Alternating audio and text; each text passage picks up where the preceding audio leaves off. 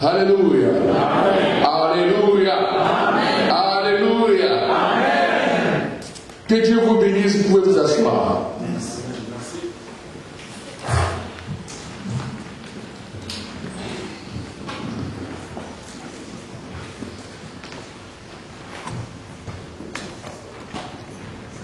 Alléluia.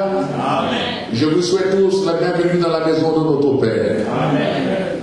Je bénis l'Éternel pour l'opportunité que l'homme de Dieu me donne ce matin pour pouvoir vous parler. Je bénis la présence de tous les hommes de Dieu. Que Dieu vous bénisse. Amen.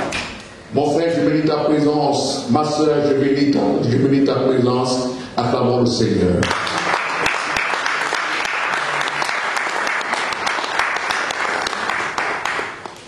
Nous allons ouvrir nos Bibles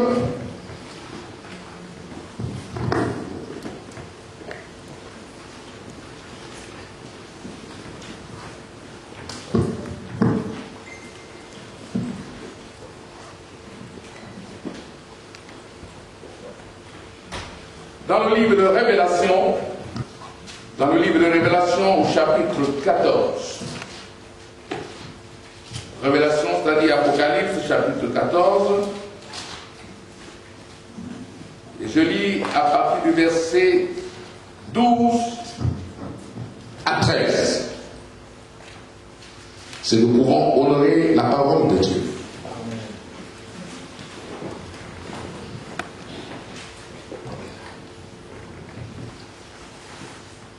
Ainsi parle l'Éternel. C'est ici la persévérance de ceux qui gardent les commandements de Dieu et la foi de Jésus. Et j'ai entendu du ciel une voix qui disait: écris, heureux dès à présent les morts qui meurent dans le Seigneur. Oui, dit l'Esprit, afin qu'ils se reposent de leurs travaux, car leurs œuvres les suivent. Acclamons la parole du Seigneur. Dieu vous restaure.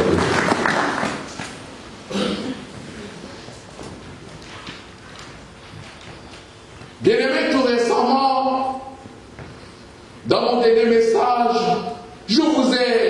il me souvient de vous avoir dit de garder la foi. De garder la foi par rapport aux temps difficiles, par rapport aux jours mauvais dont l'apôtre Paul nous décrit dans la Bible. Et par rapport à ces temps difficiles, par rapport à cette calamité que le monde connaît en cet instant et en ce jour, nous avons le devoir de bâtir notre foi sur le roc. Le roc dont l'apôtre Paul nous parle comme étant le fondement qu'il a solidement posé, ainsi que le ferait un sage architecte.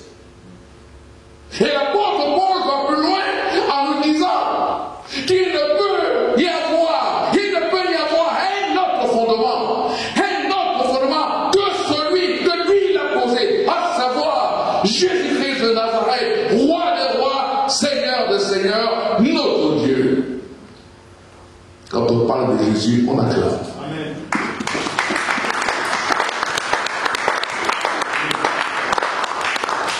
Un autre fondement, en dehors de celui qu'il a posé, à savoir Jésus-Christ, bien dans le Seigneur. Il me souvient vous avoir dit aussi que n'importe comment, aucune difficulté, que quel sentiment d'injustice, de découragement ne doivent nous permettre de mettre en cause et de douter de la présence de Dieu dans nos vies, de douter de la fidélité de Dieu, des miséricordes infinies, des compassions de Dieu, des grâces infinies de Dieu dans chacune de nos vies. Parce que Dieu est avec nous.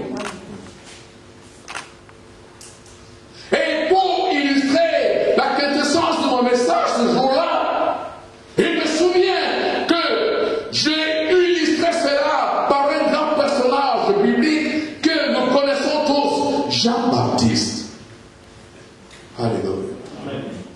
Jean-Baptiste, face à une difficulté, c'est-à-dire face à la prison à laquelle il devait faire face, le diable l'a déstabilisé, le diable l'a perturbé, le diable l'a mené à douter de la présence et des bontés finies de Jésus-Christ dans sa vie.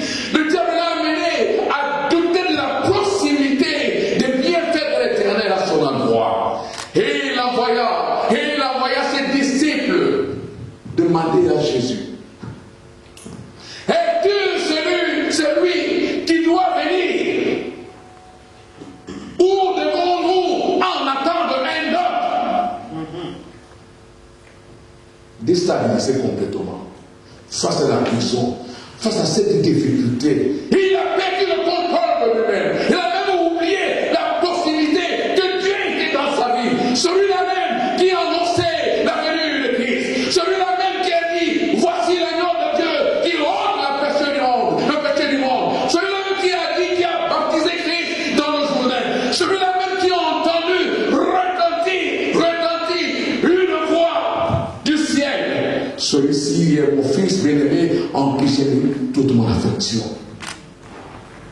Celui qui a vu le Saint-Esprit descendre sur la forme du colombe et se poser sur Jésus-Christ. Mais regardez comment il a été déstabilisé face à cette difficulté. Es-tu celui qui est venu, ou devons-nous en attendre un autre? Non.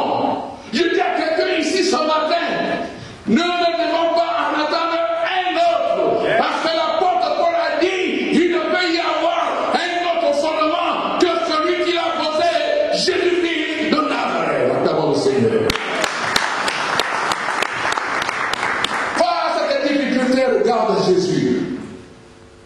Face à tes déceptions, crie à Jésus, crie à Dieu.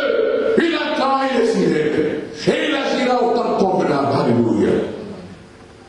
Et c'est pour ça que l'apôtre Paul nous a dit: j'ai combattu le bon combat. J'ai gardé la foi. J'ai combattu le bon combat. Autrement dit, j'ai bravé toutes les difficultés. J'ai bravé la prison. J'ai bravé toutes les humiliations. J'ai bravé la famine, le froid, et ces critiques. Aujourd'hui, quand on te critique dans l'église, tu fuis, tu quittes l'église. Alléluia.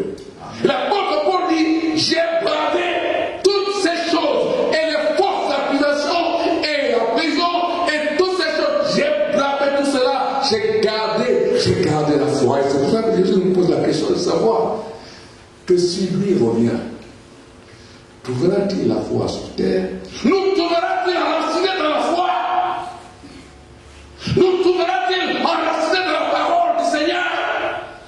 Nous trouvera-t-il servant Dieu nuit et jour? Jésus revient bientôt. Acclame le Seigneur.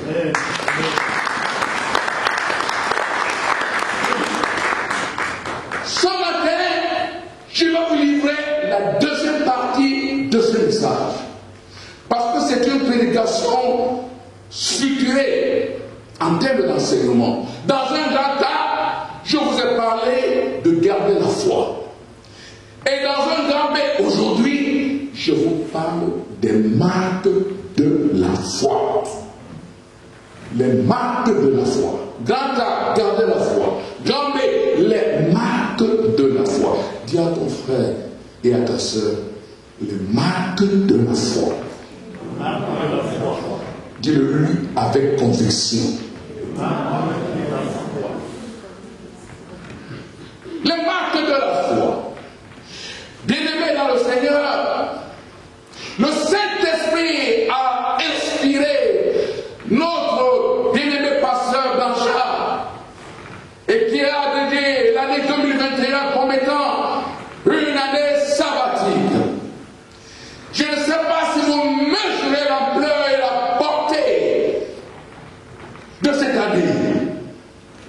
L'année sabbatique. Bien-aimé, à mon sens, l'année sabbatique doit nous conduire dans un esprit de discernement.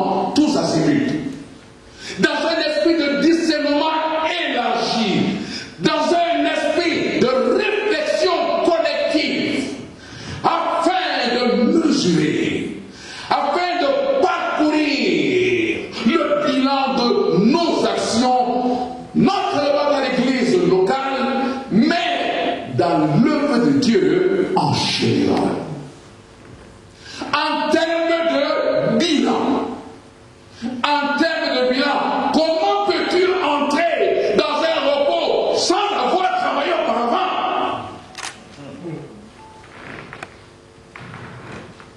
Quand on parle de l'année sabbatique, essayez que le Saint-Esprit ouvre votre entendement. Alléluia. Jésus revient bientôt. En termes de bilan,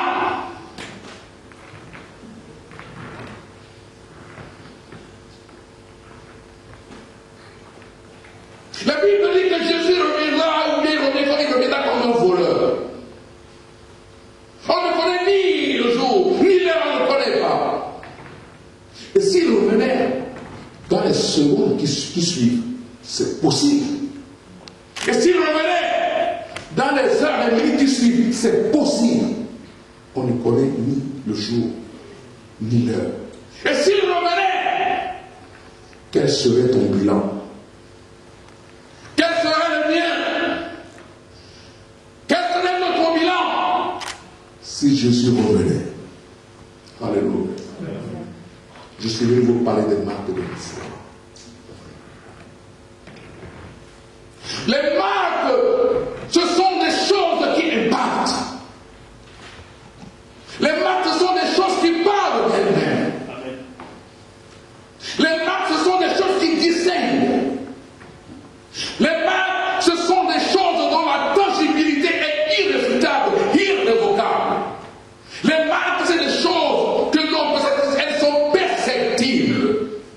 Les marques, ce sont des choses qui attestent de la véracité d'un fait, de la véracité d'un acte. Parce que les marques parlent, elles parlent d'elles-mêmes.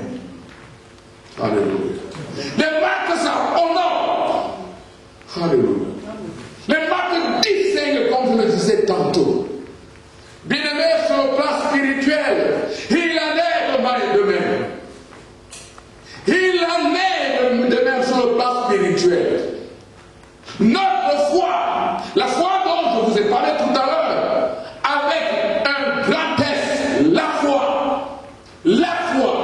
Notre foi a besoin d'être imprégnée des marques. Et je comprends pourquoi l'apôtre Jacques dit, la foi sans les œuvres, elle est morte en elle-même. Notre foi a besoin d'être imprégnée des marques qui réjouissent le cœur de Dieu, des marques qui impactent notre relation avec Dieu, des marques qui nous mettent en harmonie avec le royaume, c'est-à-dire avec le ciel. Les marques qui donnent du crédit à nos comptes respectifs au ciel. La Bible déclare dans le livre de Matthieu, au chapitre 6, verset 20.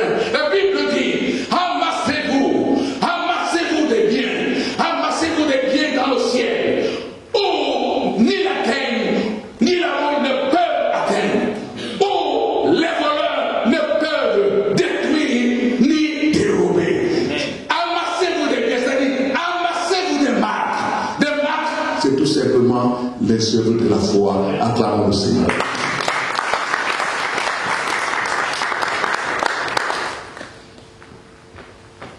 Des marques qui réjouissent le cœur de Dieu, qui impactent notre relation avec Dieu.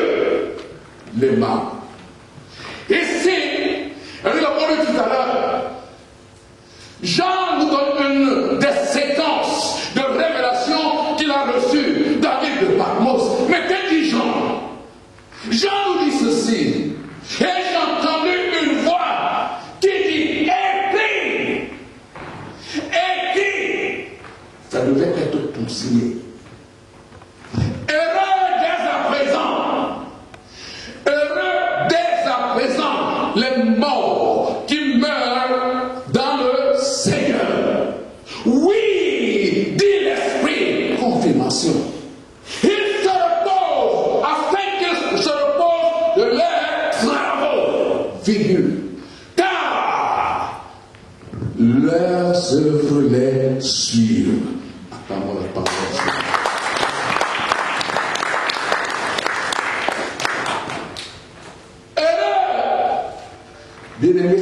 grand bénéfice pour toi et moi de mourir dans le Seigneur. Amen. Alléluia.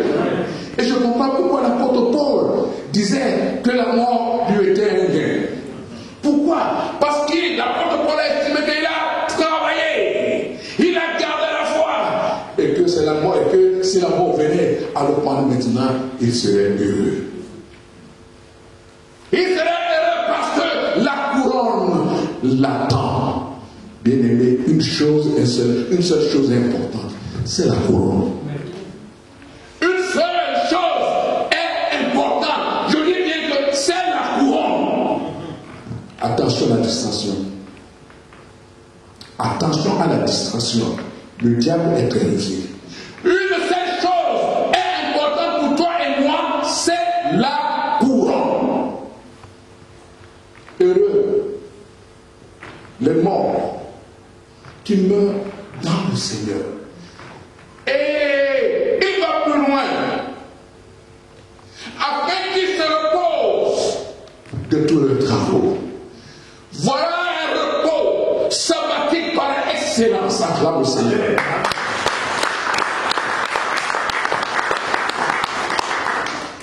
Tu ne peux pas rentrer dans le repos de Dieu, ma soeur, mon frère, sans avoir travaillé au préalable. C'est pas moi qui le dis. Ainsi dit l'Esprit. Car ils se reposent de tous leurs travaux. Alléluia. Repos sabbatique par excellence. Et il va plus loin. Très important. Il dit, car leurs œuvres les suivent. Ah. Car leurs œuvres les suivent. Bien aimé dans le Seigneur. Permettez-moi de m'appesantir sur cette parole. Permettez-moi de m'attarder un peu sur cette parole. La Bible dit car les œuvres les suivent. La temporalité qui a été mise en relief ici doit attirer notre attention. La Bible ne dit pas que car les œuvres les suivront. Mais la Bible dit que car les œuvres les suivent. Pas les suivront. Regarde la temporalité qui a été utilisée. Car les œuvres les suivent. Mais bien aimé, sûrement très bien. Toi et moi savons très bien. Nous savons tous. Oh, mon pasteur. Nous savons tous que quand quelqu'un meurt, il n'emporte rien. Les maisons ne le suivent pas. Les trésors ne le suivent pas. Les bons discours ne le suivent pas. Les terrains qu'il a amassés ne le suivent pas. Les comptes bancaires bien chargés ne le suivent pas. Rien ne le suit. Rien. La Bible déclare dans le livre des Psaumes au chapitre 49, verset 17, si quelqu'un peut me lire ce passage. Psaume 49, 17. Psaume 49, verset 17. Que dit la Bible? Car il n'emporte rien en mourant, ses trésors ne descendent point après lui. Acclamons le Seigneur. Amen. Tu n'emportes rien. Je dis rien. C'est la Bible qui le dit. Mais curieusement, la Bible qui n'est pas contradictoire, mais curieusement, nous dit ici que quand tu meurs dans le Seigneur, tes œuvres te suivent. Acclame le Seigneur. Je ne sais pas si vous comprenez. Tes œuvres te suivent. Amen. Les marques de ta foi te suivent.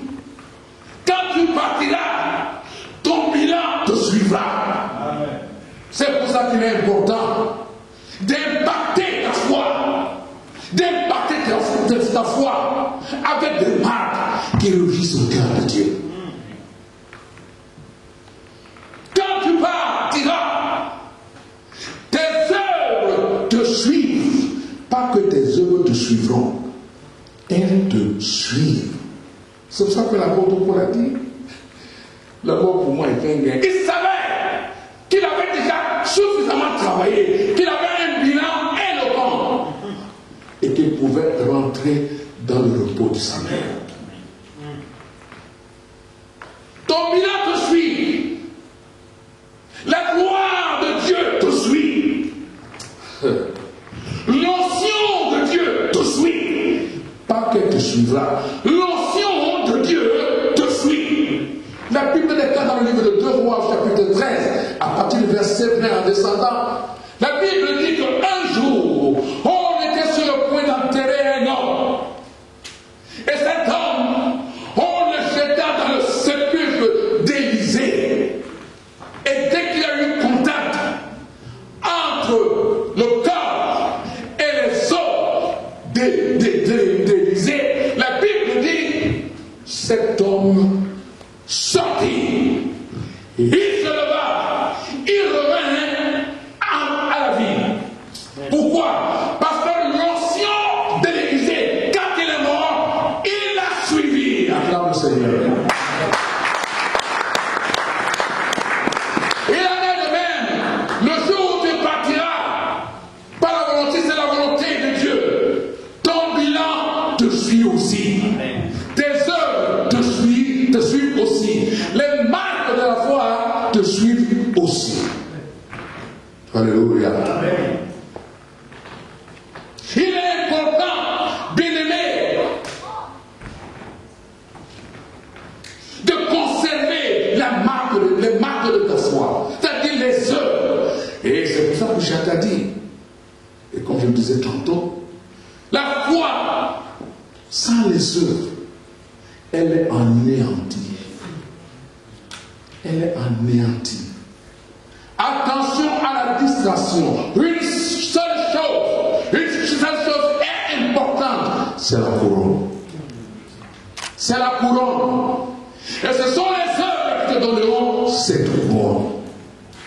Aujourd'hui, tu es préoccupé par les papiers tous les jours, par les biens de ce monde, par les maisons, par le travail, par le mariage. Voilà, c'est des choses qui te préoccupent. Mais une seule chose importante, c'est la couronne.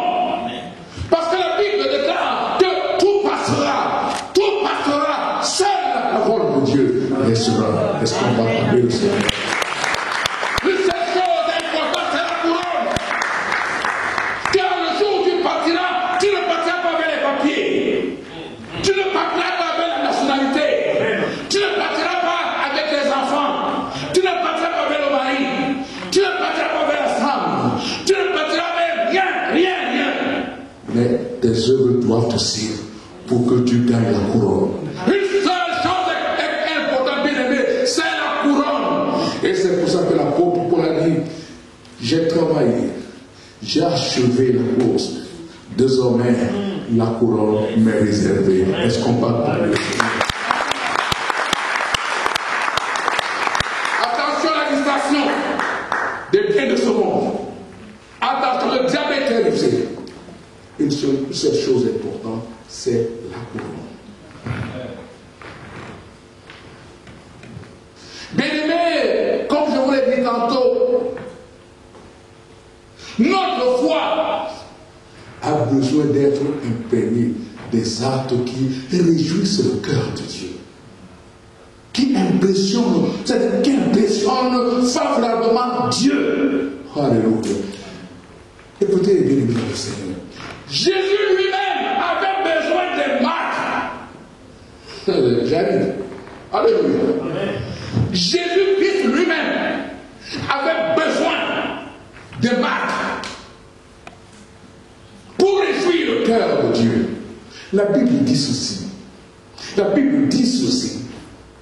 Quand Jésus est mort, alléluia, au 3e jour, il est ressuscité. Mais entre-temps, écoutez bien, les Juifs, c'est-à-dire les disciples, par crainte de Juifs, par crainte des chefs religieux, se sont recroquevillés dans une maison, par peur. Ils étaient tous rassemblés dans une maison. Ils avaient peur des Juifs. Mais la Bible dit, après la résurrection de Jésus-Christ, du Seigneur Jésus-Christ, il leur a parlé.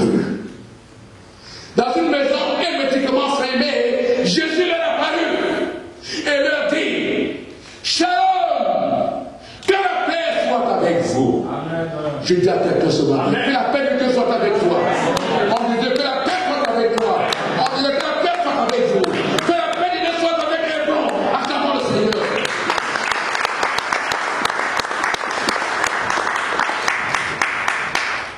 Et après avoir dit cela, la Bible déclare, il leur dit, avancez vous-même. Avancez vous-même. Touchez. Touchez. Et touchez quoi? Les marques des clous. Les marques de l'œuvre sur la croix. Acclamons le Seigneur. Ces marques des clous symbolisaient les marques de l'œuvre que Jésus a réalisée sur la croix afin que toi et moi soyons aujourd'hui assis avec lui au ciel. Il avait besoin de marques. Mais la Bible dit qu'il y a un qui était absent. C'était Thomas appelé Didi. Alléluia. Après Thomas vint. Ses frères disciples disent, oh Thomas, tu as raté. Le Seigneur nous a rendu visite. Il est avec nous. On a mangé avec lui. Thomas dit, vous là, c'est moi Thomas, je ne vois pas les marques je ne vois pas les marques des clous. C'est moi Thomas, je ne mets pas mon doigt dans le côté transpercé, je ne croirai pas. 8 jours après, le Seigneur Jésus réapparut. Que la paix soit avec vous. Thomas était là. Alléluia. Thomas était là cette fois-là. Avant de manger, avant de boire, il dit, Thomas, viens car. Viens. Touche les marques. Thomas a touché les marques. Thomas a mis le doigt. Il a touché. Il a vu que c'était les marques du salut. Les marques qui ont donné le salut. Les marques qui ont poussé Jésus à dire sur la croix, Père, tout est accompli. Acclame le Seigneur. Et quand je dis qu'il s'est monté au ciel, il ne peut pas seulement monter avec Père, tout est accompli. Il fallait qu'il montre aussi les marques de son travail sur la croix. Et quand Dieu a vu les marques, il dit, maintenant tu peux t'asseoir à la droite de ma puissance. Acclame le Seigneur.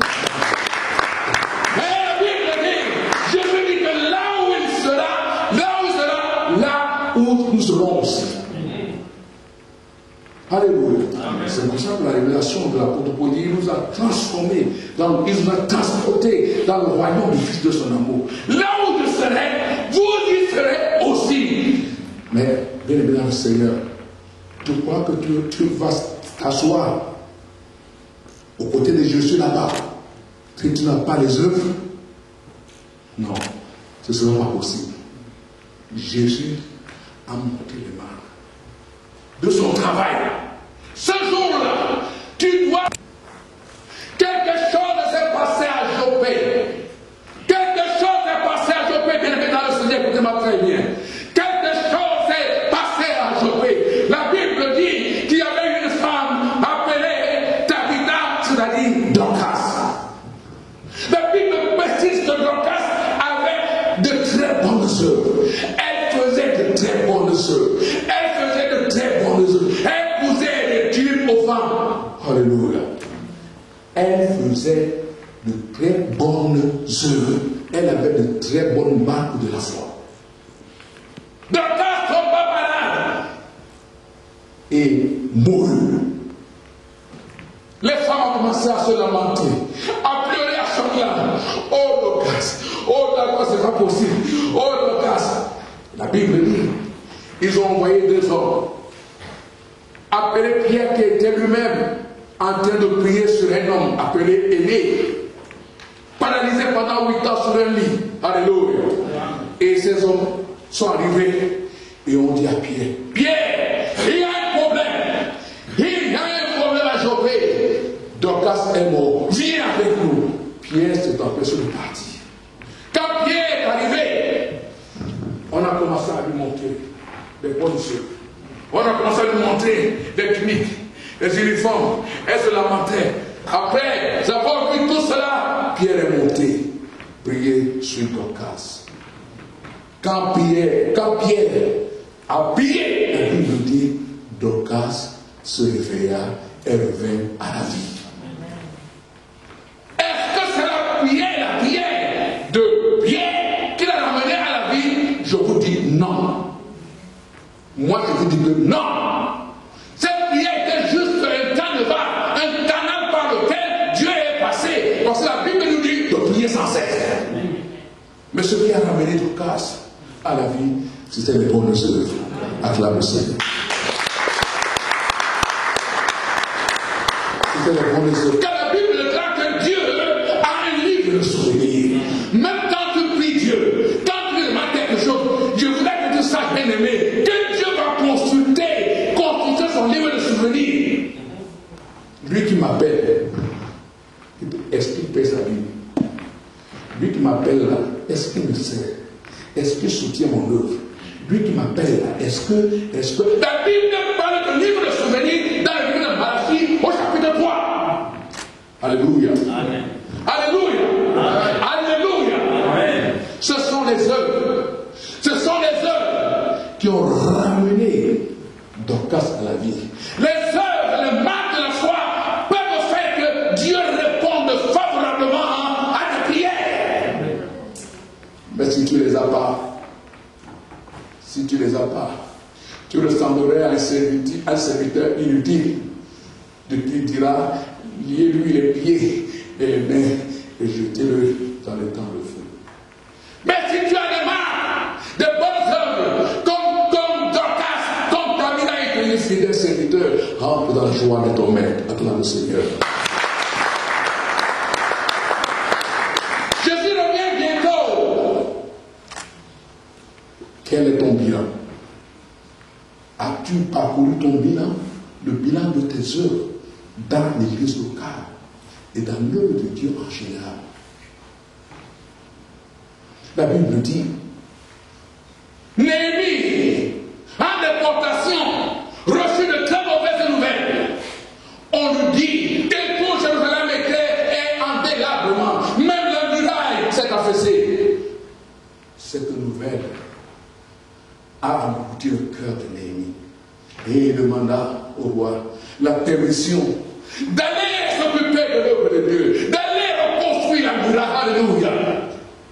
Il est parti. Après ses frères, ils ont commencé à travailler. Malgré l'opposition de Sanballat, de Tobija et de Geshem, cela n'a pas découragé.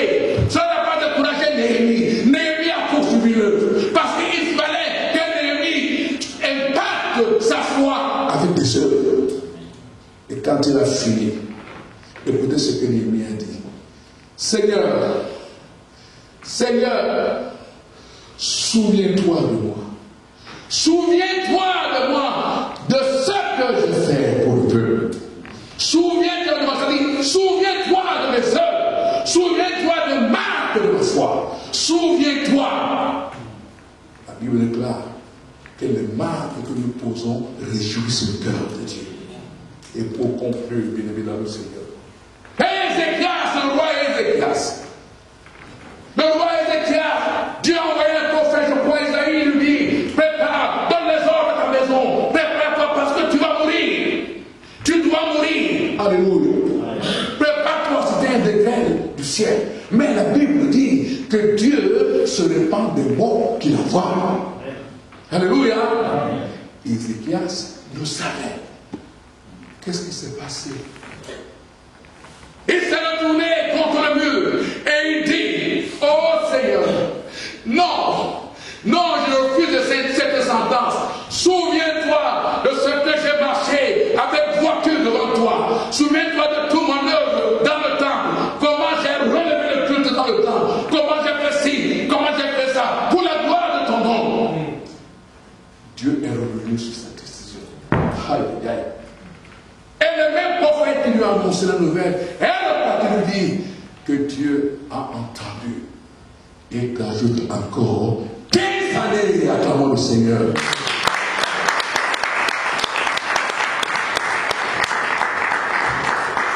Nous avons besoin, bien aimé dans le temps du Seigneur, notre foi doit être imprégnée, doit s'imprégner des actes, des bonnes œuvres, à l'instar de celles de Dorcas, de Néhémie et les autres, pour réjouir le cœur de Dieu. Amen. Pour réjouir le cœur de Dieu. Pour réjouir le cœur de Dieu. Car le cœur de Dieu est content. Même les prières montent facilement. Amen. Alléluia. Amen. Jésus revient bientôt.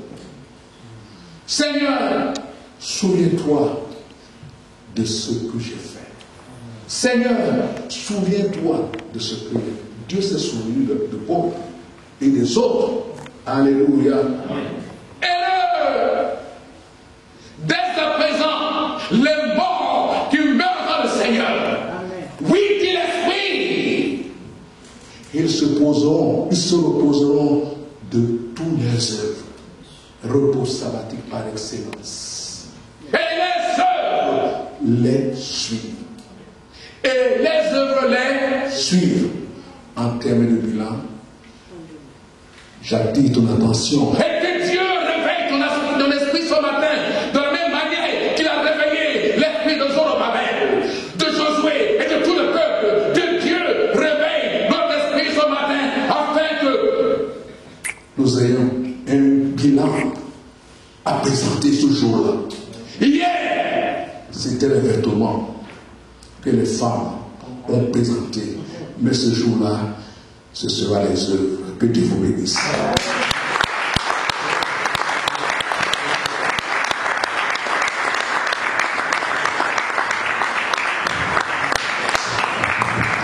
Est-ce qu'on peut acclamer le Seigneur avec de joie?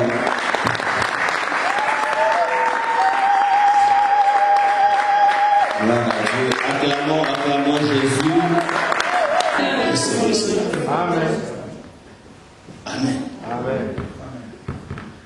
Que mon Dieu te bénisse. Amen. Amen. Amen. Que mon Dieu te visite. Amen.